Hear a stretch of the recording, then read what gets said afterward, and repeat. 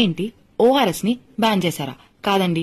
ORS అనేది ఒకవేళ ప్రపంచ ఆరోగ్య సంస్థ నిర్ధారించిన ఫార్ములా ప్రకారం లేకపోతే దానికి ఓఆర్ఎస్ అనే పేరు పెట్టకూడదు.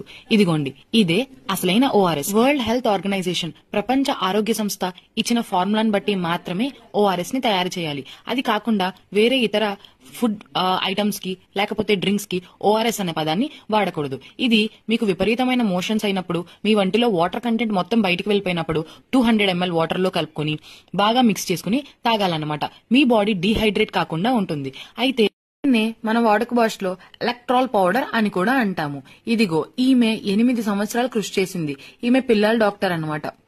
ఈమె FSSAI food safety and standards authority of India అంటే ఫుడ్ అమ్మడానికి ఎవరైతే మనకు లైసెన్స్ ఇస్తారో ఆ డిపార్ట్మెంట్ ద్వారా ఓఆర్ఎస్ అనే పదాన్ని ఎవ్వరు పడితే వాళ్ళు వాడకూడదు అని చెప్పి బ్యాన్ చేయించింది.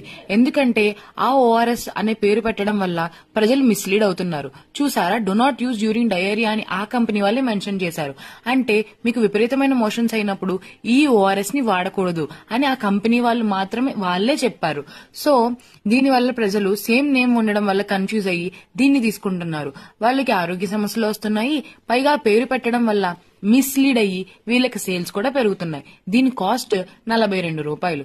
అదే మనం దీని కాస్ట్ డబ్బా కాస్ట్ అదే మనం ప్యాకెట్ కొనుక్కుంటే కేవలం 5 రూపీస్ మాత్రమే. పైగా మనకి ఆరోగ్య ప్రయోజనాలు కూడా ఈ ప్యాకెట్ వల్ల మాత్రమే వస్తాయి. ఇంకా ఇలాంటి ఇంట్రెస్టింగ్ కంటెంట్ తెలుసుకోవడానికి ఫాలో కొట్టేసేయండి. ఇంకా మన పీడియాట్రిషియన్ శివరంజని గారికి మనం అందరం చాలా థ్యాంక్ఫుల్ గా ఉండాలన్నమాట. ఆవిడ 8